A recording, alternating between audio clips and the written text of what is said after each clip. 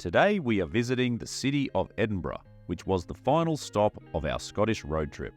This was my third time visiting the city, and it remains one of my absolute favourites around the world, largely due to the magnificent Edinburgh Castle that dominates the skyline and can be seen from almost every direction across the city. Most of the touristy sites can be found in the Old Town, and you can cover this in one massive day depending on where you want to spend your time, or for a more leisurely pace, aim for 2 or 3 days so you can fully explore the Royal Mile from one end to the other and all the surrounding attractions just outside the Old Town. While there are a lot of hills, Edinburgh is a very walkable city, and one thing I would suggest to all visitors is to start your visit by taking a walking tour around the Old Town. This will help you get your bearings and start to understand the real depth of history that's all around you. If you jump on an early morning tour, you'll be done by lunchtime and ready to set off to explore the sites you're most interested in, equipped with a new appreciation for where you are. There are plenty of free and paid options every day, and I'll link a few in the description. Now, let's get into the main sites around Edinburgh. We're going to work our way from one end of the town to the other, starting of course with Edinburgh Castle. You simply cannot miss this stunning landmark that towers over the city and can be seen from almost every direction. This 900-year-old marvel sits at one end of the Royal Mile at the highest point of the town. The interior is in remarkable condition and could almost be a mini-city within the castle walls itself. As you explore, you'll also be treated to views over the city in almost every direction. The old cannons, of course, get the best views. Highlights include the Honours of Scotland, the Royal Palace, the Great Hall, and the National War Museum. In the busier months, you'll have to book tickets in advance. Gone are the days where you can just show up and buy tickets at the door, so to avoid disappointment, make sure you pre-purchase before you arrive. Again, links are in the description.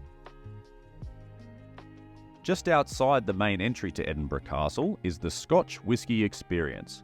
Now, if you're continuing your travels beyond the city, there'll be plenty of other distilleries where you can get a more authentic and localised experience. But if you're just in Edinburgh as a stopover and you want to do some Scotch tasting and learn some history along the way, then this is a convenient place to do so. There are paid tours from just over £20 and go up to nearly £100 if you wanted to try more variations of Scotch and have a meal with it as well. You can also access the gift shop without an entry fee if you want to browse the broad range of Scotch whisky and associated items that are for sale. If whisky isn't your thing, the Writers' Museum is also just nearby. Here you can explore exhibits showcasing Scotland's literary history with manuscripts and memorabilia from some of Scotland's better-known writers. Further down the hill is St Giles Cathedral, also known as the High Kirk of Edinburgh.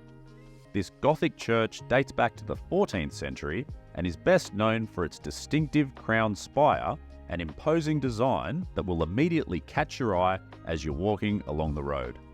You can explore the interior if you wish, but the outside is impressive all on its own. I was very excited to also see the statue of Adam Smith, which is just outside the front of the cathedral. If you've never heard of this 18th century economist, then you probably won't care. But for a finance nerd like myself, I thought it was exciting.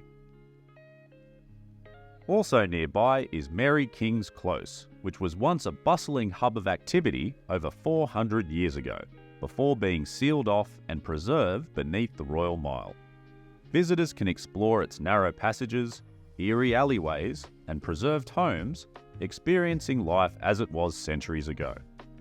You can only access this area as part of a guided tour, and places are fairly limited, so this is another attraction where I'd encourage you to book well in advance. Taking a small detour from the Royal Mile, and you can head down Victoria Street. If you're looking for Harry Potter merch, then this is the place to go.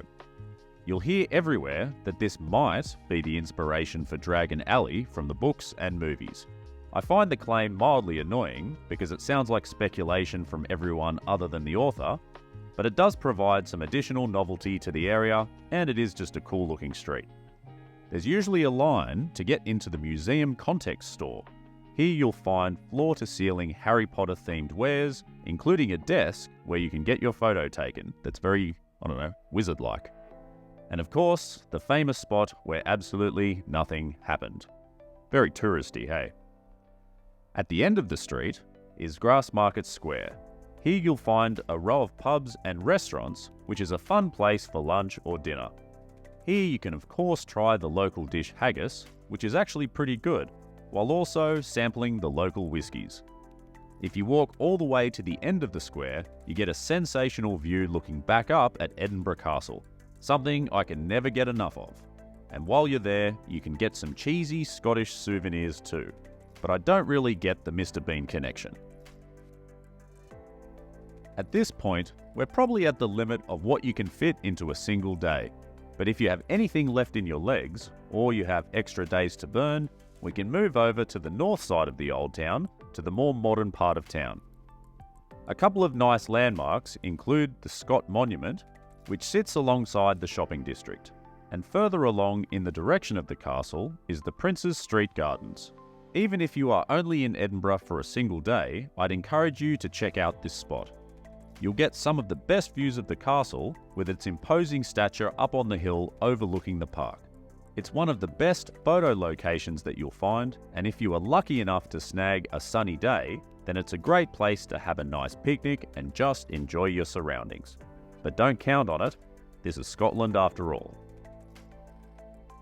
If you're willing to travel a little further out, then Calton Hill is another great place to get a panoramic view of the Edinburgh skyline.